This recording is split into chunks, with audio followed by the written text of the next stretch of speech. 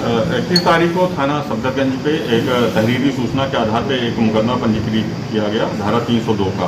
उसमें ये वादी द्वारा कहा गया कि कहते हैं बच्चे भगवान का रूप होते हैं, जिनके हंसते खिलखिलाते चेहरे बड़े बड़ों का गम दूर कर देते हैं। लेकिन बच्चों पर जब किसी हैवान की बुरी नजर पड़ जाए तो भला कैसे जिंदा रह सकते हैं। एक फूल जैसी 7 साल की मासूम बच्ची को न सिर्फ मौत के घाट उतारा गया बल्कि उसके साथ दुष्कर्म की भरकस कोशिश की गई। बाराबंकी के थाना सफदरगंज इलाके में एक 7 साल मासूम बच्ची को अगवा किया गया जब रात करीब 11 बजे घर से बाहर लघु शंका के लिए निकली थी। इसी बीच हैवान ने उसे दबोच लिया और दबोच कर बच्ची को गांव के बाहर मेहता के खेत की टंकी के पास ले गया।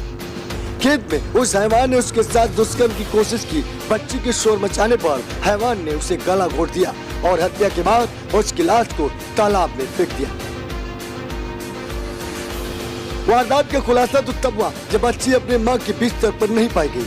बच्ची की गायब होने की खबर पूरे गांव सहित इलाके में आग की तरह फैल गई।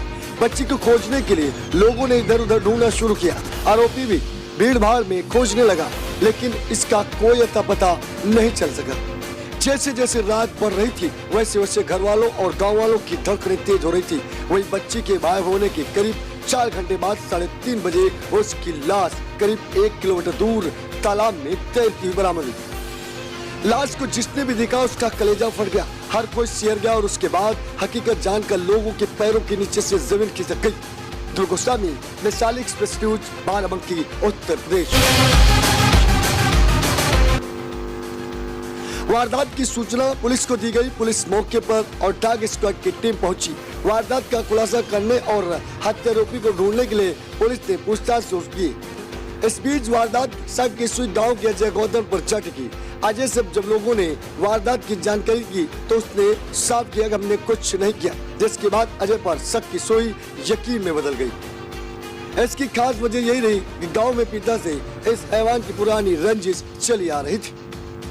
हैवान अजय और बच्ची का घर आमने सामने घर और घर की दूरी महज 3 मीटर। पुलिस ने परिजनों की तहरीर पर हत्यारोपी को हिरासत में ले लिया और पूछताछ शुरू कर दी। पूछताछ में हत्यारे ने बताया कि शराब के नशे में उसने रात में जमकर शराब पी और इस बीच वह गाँव में एक व्यक्ति के साथ अपने घर जा रहा था। वह व्यक्ति तो घर चला गया। इसी दौरान रात में लघुशंका के लिए निकली बच्ची और उसके हाथ लग गई। उसने बच्ची को अगवा किया। उसके बाद गांव के बाहर मेहता के खेत में टंकी के पास ले गया।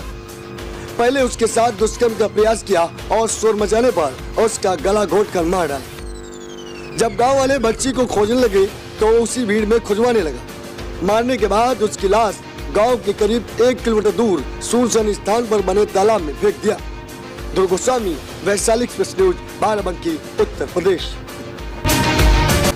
वारदात की शुरुआती कंडीशन से लग रहा था कि बालिका की हत्या के साथ साथ आग फोड़ी गई थी।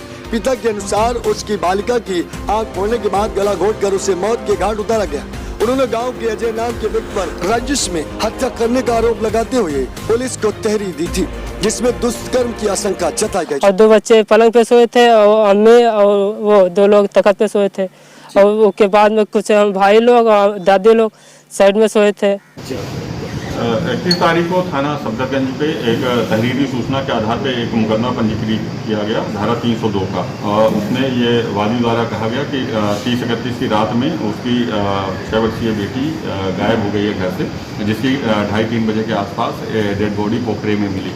जब इसमें गहन पूछताछ शुरू हुई, इन्वेस्टिगेशन शुरू हुआ तो उसमें पूरा मामला ये निकल के आया कि एक अजय कुमार है जो अपराधी है, अजय कुमार, वो उसी बच्ची के घर के 3-4 घर पास में ही रहता है और ये 30 की रात में ग्राम गुर्जनपुरवा में एक निमंत्रण। पुलिस ने बताया कि पोस्टमार्टम रिपोर्ट में मुंह और गला दबाकर हत्या की पुष्टि हुई है। वही वारदात के दौरान दरिंदे अजय ने बच्ची से दुष्कर्म की कोशिश भी की। सफदरगंज क्षेत्र के नसीरपुर मजरे लजपर बाजार के रहने वाले रमेश गौतम की 7 साल की बच्ची रविवार रात मां के साथ सो रही थी। रात में वो लघुशंका के लिए घर से बाहर निकली, जिसके बाद वो अचानक लापता हो गई। मां ने जब देखा कि अनन्या नहीं है तो तलाश शुरू की। काफी खोजबीन के बाद भी जब बच्ची का पता नहीं चला तो सूचना पुलिस को दी गई। पुलिस ने आने के बाद चंद मिनट बाद परिजन घर के करीब 400 मीटर दूरी स्थित तालाब में बच्ची का शव बरामद हुआ। इस घटना के बाद एसपी, एसएसपी, सीओ और कोतवाल मौके पर पहुंचकर घटना स्थल का जायजा लिया।